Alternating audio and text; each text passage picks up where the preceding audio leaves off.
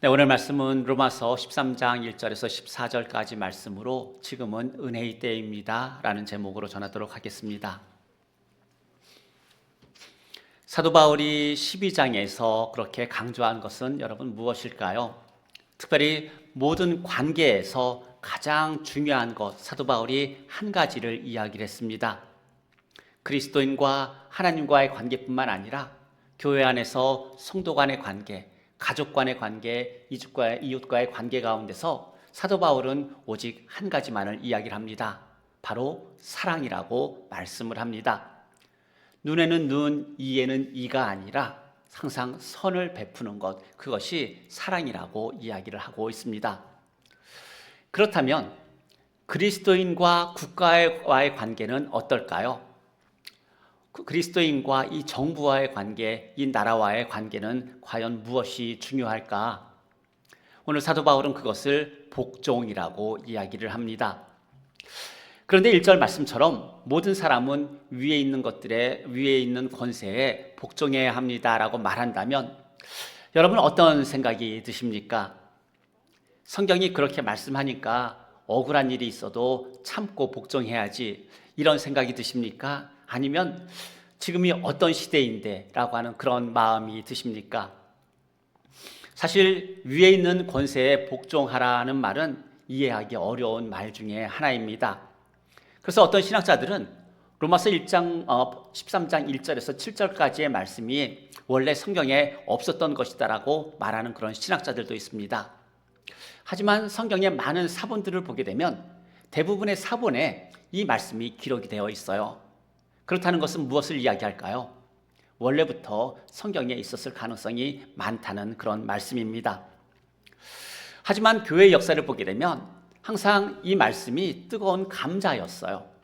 과거 왕정시대에는 이제 이 말씀을 근거로 국가에 대한 교회의 순종을 요구를 하기도 했고, 또 현대에는 이 말씀을 정치적으로 이용하기도 하고 국민적인 저항을 불편해하며 이렇게 국가의 모든 것들을 순종하라고 말씀하는 그런 설교자들도 있습니다. 모든 그리스도인들에게 권세에 복종하라고 하는 이 요구, 하지만 이 요구는 사도 바울의 평소 가르침과는 다릅니다. 왜냐하면 사도 바울이 평소 가르쳤던 것은 뭐냐면 이 세대를 본받지 않는 것이었기 때문이에요. 거룩하고 구별된 삶을 살아가는 것, 그것이 사도 바울이 지금까지 모든 그리스도인들에게 대하여 해온 그런 말씀이기 때문입니다. 그러면 그리스도인은 어떤 권력으로부터 억울한 일을 당했을 때 어떻게 해야 할까요?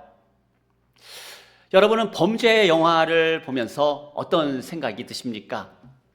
사실 대부분의 범죄 영화가 법으로도 안 되고 경찰이나 어떤 정부도 믿을 수가 없고, 그래서 여러분 주인공이 어떻게 합니까? 혼자서 모든 원수들을 다 물리치는 것, 바로 그것이 범죄 영화 아닙니까? 여러분 이런 영화를 보게 되면 여러분 마음에 어떻습니까? 속이 시원하다 못해 뻥 뚫리는 것 같은 생각이 듭니다. 왜냐하면 법으로도 할 수 없는데 그 한 사람이 그 모든 일들을 이루었기 때문입니다.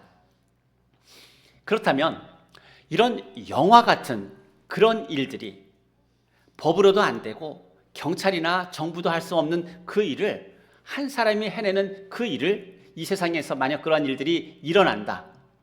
여러분 그런 일들을 보면서 여러분은 어떤 생각이 들겠습니까?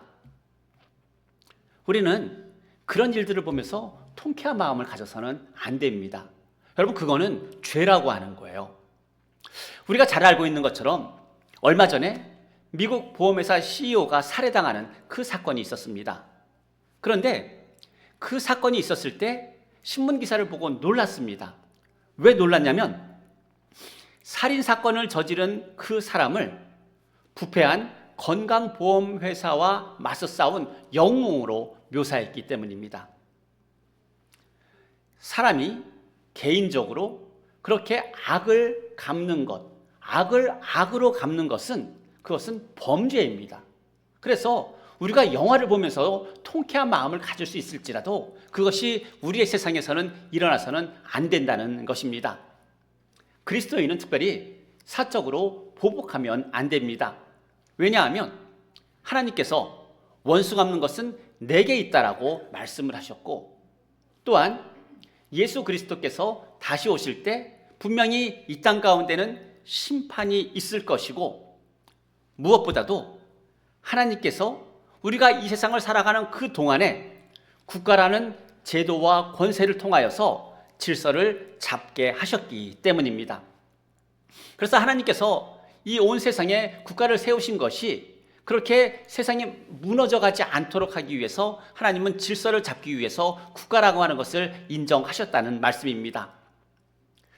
마태복음 5장에서 예수님은 제자들에게 심령이 가난한 자, 애통해하는 자, 의에 줄이고 목마른 자에게 복이 있다고 말씀하셨어요. 심지어 욕하고 박해하고 거짓으로 악한 말로 비방을 받을 때에도 복이 있다라고 말씀하셨습니다. 예수님의 이 말씀은 어떤 무저항주의자와 같은, 어쩌면은 이제 모든 일에 대해서 평화롭게 대처해야 된다라고 하는 평화주의자의 입장에서 이 말씀을 하신 것이 아닙니다.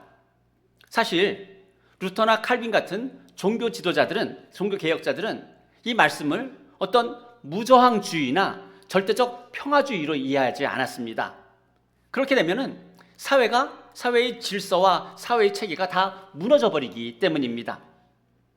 그렇다면 권세를 가진 국가에 대한 그리스도인의 태도는 어떠해야 할까요? 사도 바울은 정확하게 이야기합니다. 복종이라고 이야기를 하는 겁니다. 복종과 두 번째 순종은 다릅니다. 서브미션과 오베이는 다르다는 이야기예요. 복종이라고 하는 것은 무엇일까요? 복종은 존중하는 거예요. 복종은 따르는 겁니다. 이건 뭐냐면 주로 내면적인 태도이고 자발적인 자세를 이야기를 하고 있어요. 그래서 성경에서 복종이라고 표현된 그 단어는 무엇이냐면 강제적이지 않습니다. 무조건적이지 않습니다. 마치 아내와 남편이 서로를 존중하며 서로의 권위를 인정하는 것처럼 그리스도인이 하나님의 말씀에 자발적으로 순종하는 것 같은 것, 바로 이것이 성경에서 말하는 복종이고, 사도 바울은 위로부터 오는 권세에 대하여 이런 복종을 원하고 있는 겁니다. 반면에 순종은 주로 행동이나 외적인 행위와 관련된 그런 말이에요. 그래서 순종하라는 말은 뭐냐면 명령이나 규칙이나 어떤 권위 있는 사람들의 지시에 대해서 강제적이고 의무적이고 무조건적으로 따르는 것을 이야기를 합니다. 예를 들어서 종이 주인에게 순종하는 것처럼, 자녀가 부모에게 순종하는 것처럼, 그것이 바로 순종의 의미라고 하는 겁니다. 즉 복종은 권위에 대한 마음의 자세를 이야기를 하고, 순종은 권위에 대한 행동을 말한다는 이야기입니다. 따라서 모든 사람은 위에 있는 권세들에게 복종해야 합니다라고 하는 이 말은 국가나 정부의 권위에 대해서 마음으로부터 인정해야 한다라는 그 말씀입니다. 왜냐하면 2절 말씀처럼 모든 권세는 하나님으로부터 났고 하나님이 정하신 것이기 때문입니다. 그런데 우리는 이런 말을 하게 되면 질문이 생깁니다. 만일 악한 정부라도 우리가 그렇게 해야 합니까? 여러분 어떻게 생각하십니까? 악한 정부라도 우리가 복종해야 하는 것일까요?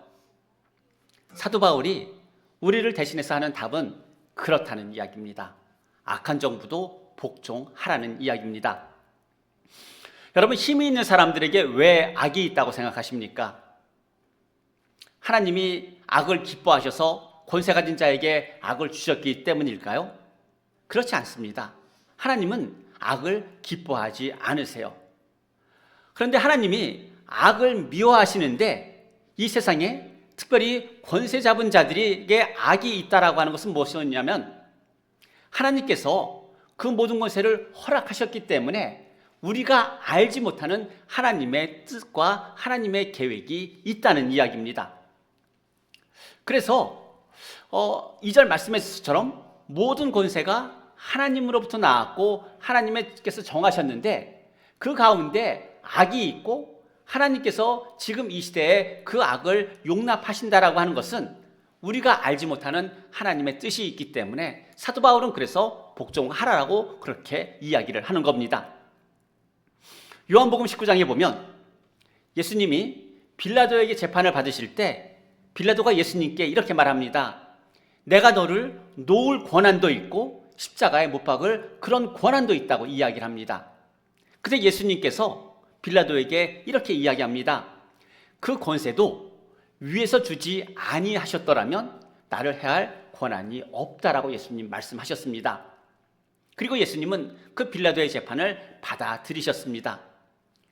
왜냐하면 비록 빌라도가 하는 재판이라 할지라도 그 가운데 하나님의 뜻이 있기 때문입니다.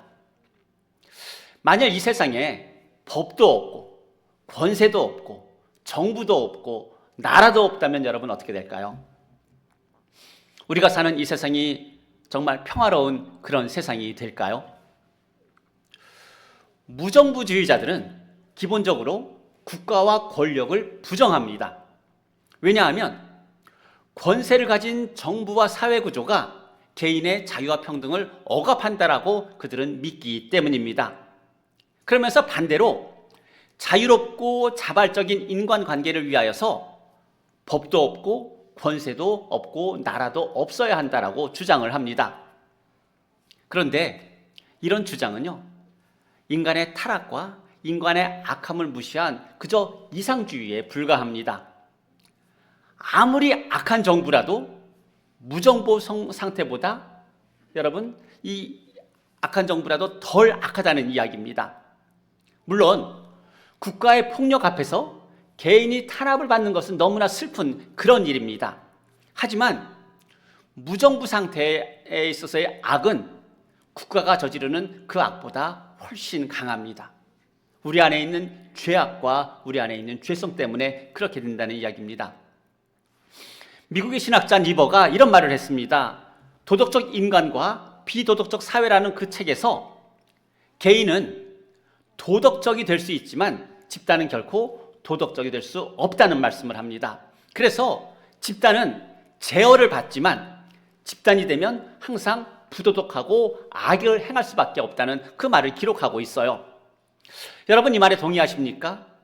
개인은 도덕적이 될 수가 있는데 집단은 도덕적이 될 수 없다는 말에 여러분 동의하십니까?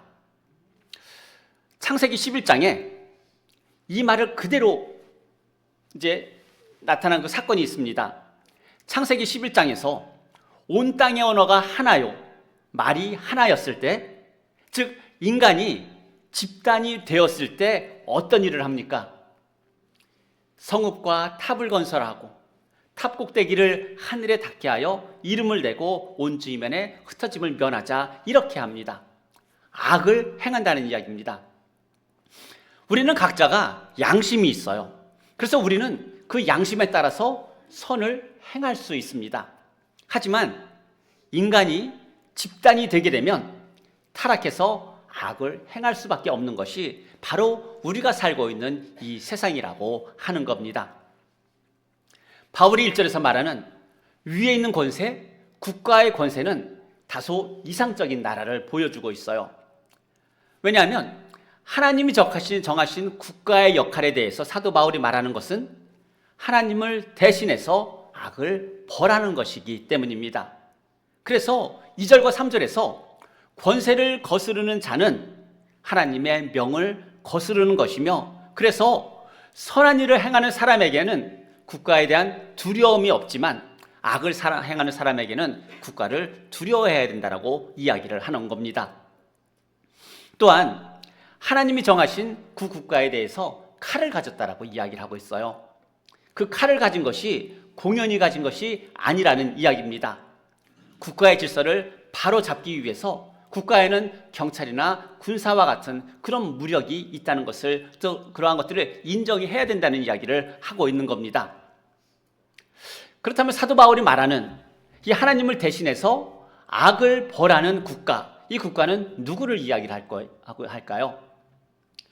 사도 바울이 로마서를 쓸 당시에 로마를 이야기를 할까요? 아니면은 지금 우리가 살고 있는 이 세상을 이야기를 할까요? 사도 바울이 이 말씀을 하고 있는 것은 당시 로마 정부에 대한 이야기를 하고 있는 거예요. 사도 바울이 로마서를 쓸 때 로마는 어떤 나라였습니까? 특별히 법과 질서를 존중하는 법치 국가였어요.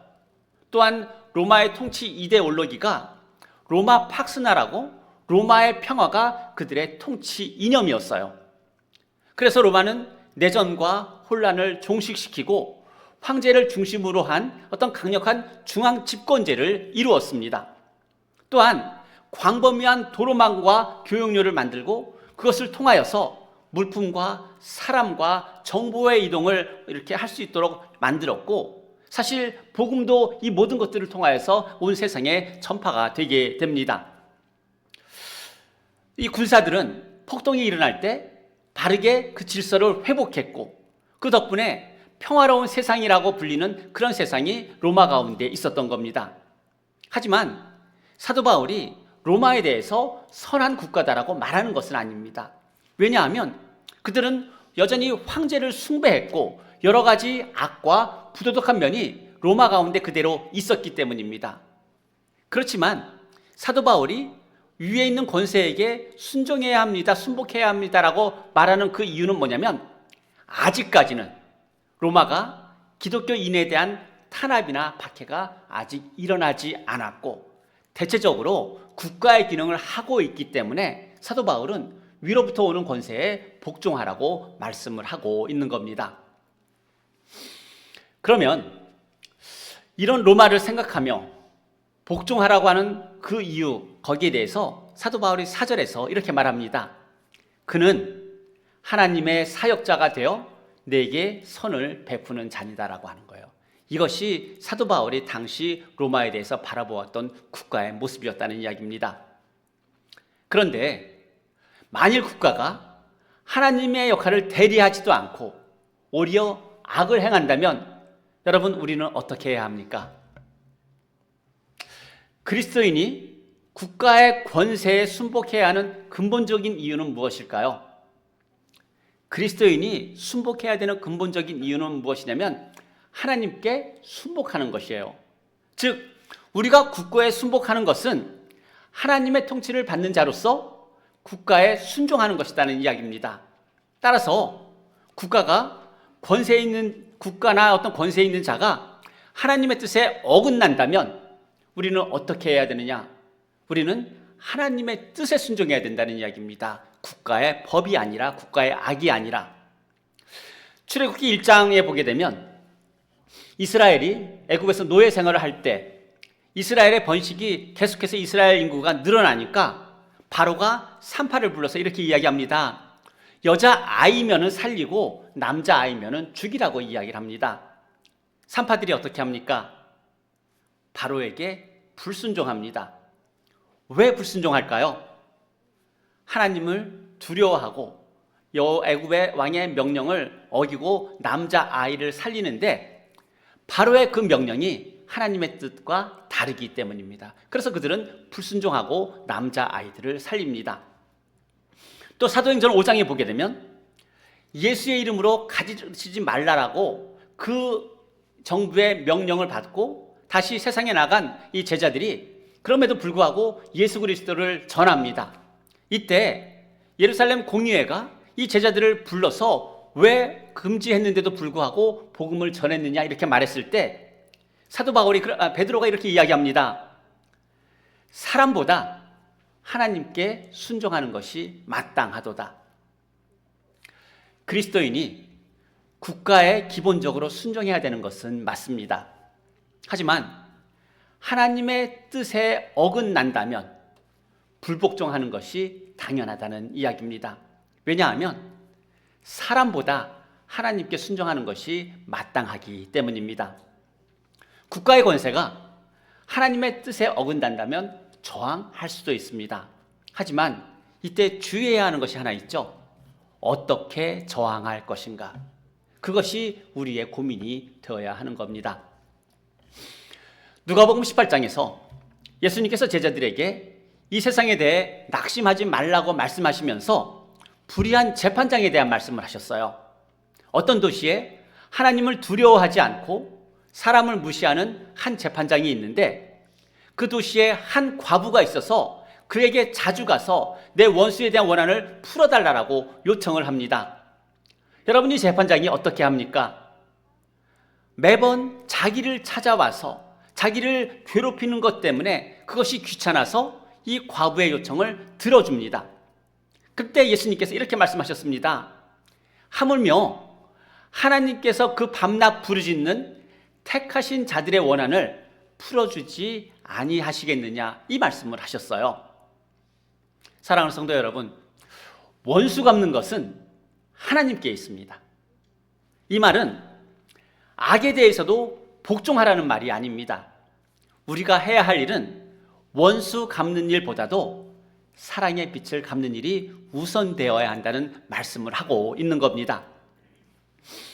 여러분은 사랑하는 일과 원수 갚는 일, 두 가지 일 중에 지금까지 어느 쪽에 여러분의 시간을 더 많이 쓰고 사셨습니까? 서로 사랑하는 일, 예수 그리스도께서 우리에게 은혜를 베푸시고 그 사랑을 입게 하셨는데 그 사랑을 갚는 일과 다른 사람에 대해서 원한 갚고 미움과 다툼 가운데 살아갔던 그 시간 가운데 어느 쪽의 시간이 여러분 더 많으십니까? 만일 지금 내게 있는 이 시간을 원수 갚는 그 일 가운데 다 사용하고 에너지를 다 써버리게 되면 우리는 어떻게 될까요? 우리는 둘 다 못합니다. 원수도 못 갚고요, 사랑도 못해요. 지금은 11절 말씀처럼 때를 알고 행해야 하는 그런 시간입니다. 왜냐하면 사도 바울이 말하고 있는 것처럼 우리의 구원의 날이, 예수 그리스도께서 이 땅에 다시 오실 그 날이 처음 믿을 때보다 훨씬 더 가까웠기 때문입니다. 하지만 오늘 지금까지 바울 서신을 쭉 보게 되면 특별히 바울은 예수 그리스도의 재림에 대해서 특별히 그 재림이 곧 있을 것이라고 확신하면서 편지를 쓰고 있습니다. 하지만 사도 바울은 그 재림이 언제 있을 것이라고 추측하지 않습니다. 왜냐하면 데살로니가 후서에 나와 있는 말씀처럼 그 이전에 배교하는 일이 있고 그 이전에 불법의 사람들이 나타나야 하지만 무엇보다도 예수 그리스도의 재림은 언제든지 일어날 수 있기 때문입니다. 성경에서 종말이라고 하는 그런 말에 대해서 우리 생각하게 될 때 우리가 알고 있는 것은 예수님께서 이 땅에 처음 오셨을 때 2000년 전 그때에서부터 이제 예수님께서 다시 오시는 그 재림의 이 시간을 종말이라는 시간으로 우리는 이해를 합니다. 하지만 당시 유대인들은 그렇게 생각하지 않았어요. 유대인들은 메시아가 오시면 즉시로 구원이 일어나고 즉시로 심판이 일어나고 즉시로 종말이 온다라고 유대인들은 그렇게 생각을 했습니다.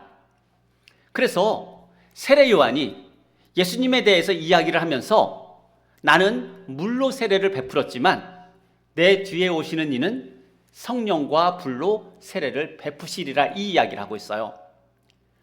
성령으로 세례를 베푸신다는 이야기는 무엇일까요? 우리를 구원하신다는 이야기입니다. 그러면 불로 세례를 베푸신다는 이야기는 무엇입니까? 이 세상을 심판하신다는 이야기입니다. 즉 예수님이 오시면은 이 세상을 구원하시기도 하시고 바로 심판하시기도 하신다는 그 이야기입니다. 그런데 예수님이 오셨는데 어떤 일들이 일어납니까? 예수님께서 병자를 고치고 귀신을 내어 쫓는 일들을 하시지만 심판하시는 일은 하지 않으셨어요.